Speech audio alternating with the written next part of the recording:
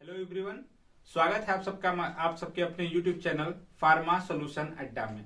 Friends, आज के इस वीडियो में हम बात करने वाले हैं मेल रिप्रोडक्टिव ऑर्गन के बारे में, यानी पुरुष के जो प्रजनन तंत्र होता है उसके बारे में हम बात करेंगे और उनमें कौन कौन से अंग शामिल हैं उसको हम एक्सप्लेन करेंगे। एक एक करके उनके बारे में जानेंगे और उनका फंक्शन यानी उनका कार्य हम जानेंगे। तो सबसे पहले हम रिप्रोडक्शन समझते हैं कि रिप्रोडक्शन होता क्या है। तो फ्रेंड्स, रिप्रोडक्शन वह प्रोसेस है जिससे हम माता पिता से एक दूसरा जनरेशन उत्पन्न करते हैं, यानी एक पीढ़ी से दूसरी पीढ़ी में जो हमारा जनरेशन उत्पन्न होता है उसको क्या बोलते हैं हम, रिप्रोडक्शन। तो रिप्रोडक्शन में कौन कौन से ऑर्गन इन्वॉल्व हैं उनके बारे में हम समझते हैं। रिप्रोडक्शन करते समय उनका यूज होता है, उन्हें ही हम रिप्रोडक्टिव ऑर्गन भी बोलते हैं या प्रजनन अंग भी बोला जाता है हिंदी में। तो उसी को हम एक्सप्लेन करेंगे इस वीडियो में। तो मैं आपको बताना चाहता हूं कि रिप्रोडक्शन में ये जो हमने यहाँ पे डायग्राम बना रखा है, इतने सारे ऑर्गन्स होते हैं मेल में जो कि मुख्य भूमिका निभाते हैं। तो सबसे पहले हम देखते हैं कि इनमें कौन सा ऑर्गन होता है। सबसे पहला तो यहाँ पे हम सबसे पहला ऑर्गन समझते हैं टेस्टिकल्स या टेस्टीज क्या होते हैं। जो मेल में टेस्टीज जो होता है वो मेल का मेन रिप्रोडक्टिव ऑर्गन होता है या की रिप्रोडक्टिव ऑर्गन होता है, जिसका मुख्य भूमिका होता है किसी भी रिप्रोडक्शन प्रोसेस में यानी नए जनरेशन को उत्पन्न करने में। तो सबसे पहले समझते हैं टेस्टीज होते क्या है।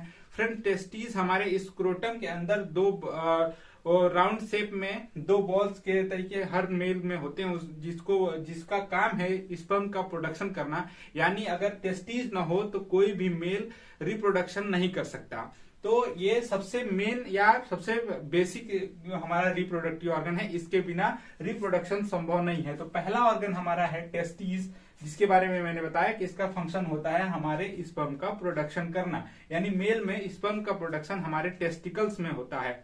और दूसरा, इसी को हम स्क्रोटम के अंदर ये क्या होता है, जिसके अंदर ये दोनों टेस्टिस हमारे लाइस होते हैं, वो होता है स्क्रोटम। स्क्रोटम बाहर एक सैक होता है, एक थैला टाइप का होता है, जिसके अंदर हमारे ये दोनों टेस्टिकल्स होते हैं। अब बात करते हैं दूसरे ऑर्गन जिसका नाम है पेनिस।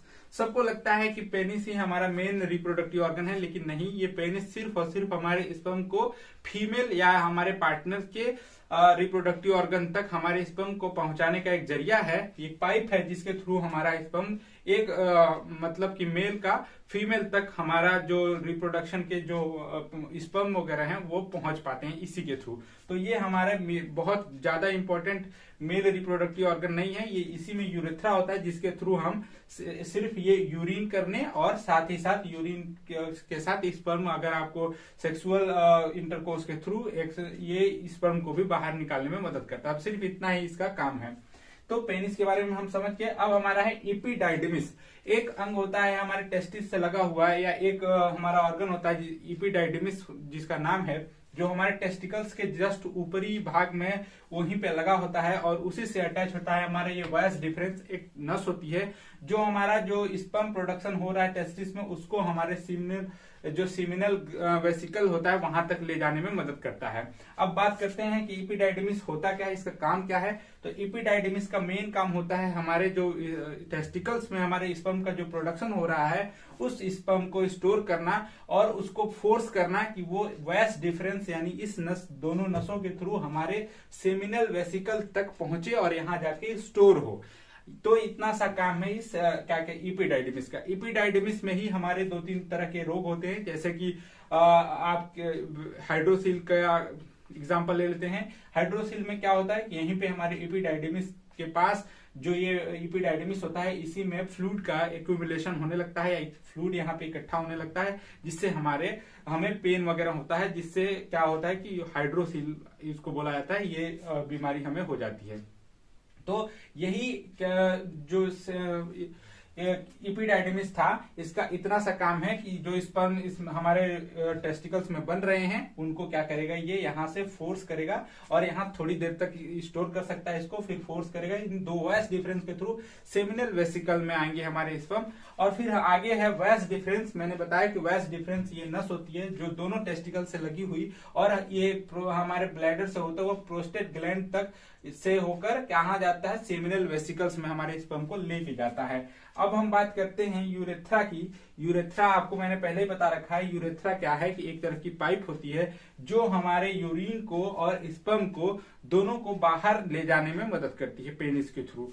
तो इसका बहुत बड़ा रोल नहीं है इसमें। ये यूरिनरी सिस्टम का एक पार्ट होता है। साथ ही साथ थोड़ा सा रोल इसमें है इसका कि ये हमारे स्पर्म को भी फीमेल रिप्रोडक्टिव ऑर्गन तक पहुंचाने में मदद करता है।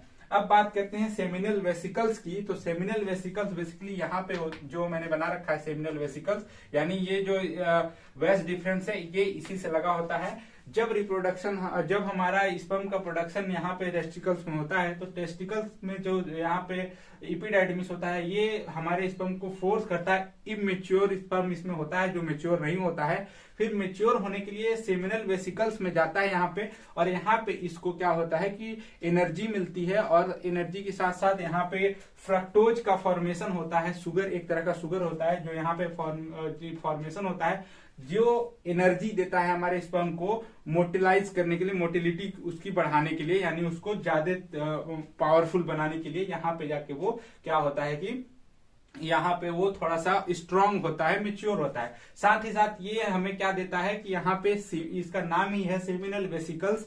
वेसिकल्स मतलब होता है थैला या एक तरह का सैक जहां पे कुछ इकट्ठा हो सके। तो यहाँ पे सेमिनल वेसिकल्स में सीमेन का प्रोडक्शन होता है, जो क्या होता है कि हमारे जो यहाँ से स्पर्म जाता है उसको एक्स्ट्रा जो फ्लूइड देना होता है। यानी आपने देखा होगा कि जो स्पर्म होता है मेल का, उसमें फ्लूइड भी होता है साथ में स्पर्म के साथ साथ। तो वो फ्लूइड क्या करता है, उनको बचाए रखता है और उन्हें एनर्जी भी देता है। तो इसका काम बस इतना सा है सेमिनल वेसिकल का कि हमारे स्पर्म को मेच्योर बनाता है यहाँ पे, और उसको एक्स्ट्रा फ्लूइड प्रोवाइड करता है जिससे वो ट्रेवल कर सके और उन्हीं के जरिए उसी फ्लूइड के साथ हमारा स्पर्म बाहर आ सके, जैसा कि आप सबको पता ही होगा। अब यहाँ पे छोटा सा एक ग्लैंड होता है जिसका नाम है प्रोस्टेट ग्लैंड। प्रोस्टेट ग्लैंड का मेन काम होता है इनको रेगुलेट करना। इसका मेन काम आप सबको पता होगा कि यूरिन और स्पर्म दोनों में फर्क करने का काम जो होता है वो प्रोस्टेट ग्लैंड का होता है। यानी यही बताता है हमारे माइंड को कि हमारा स्पर्म बाहर जा रहा है, कि हमारा क्या होता है कि यूरिन हमें बाहर लेके जाना है। अगर ये खराब हो जाता है तो आपको पता नहीं चलता आपका यूरिन, तो क्या यही बीमारी बन जाती है कि यूरिन के साथ साथ आपका स्पर्म भी बाहर आने लगता है, यही प्रोस्टेट ग्लैंड की खराबी की वजह से। कभी कभी प्रोस्टेट कैंसर वगैरह भी यहाँ पे हो जाता है, प्रोस्टेट ग्लैंड सही से काम नहीं करता, तो कब यूरिन आता है और कब आपका स्पर्म आता है आपको कुछ भी पता नहीं चलता। तो ये एक तरह की बीमारी है, बहुत बड़ी बीमारी नहीं है, ट्रीटमेंट इसका अभी पॉसिबल है।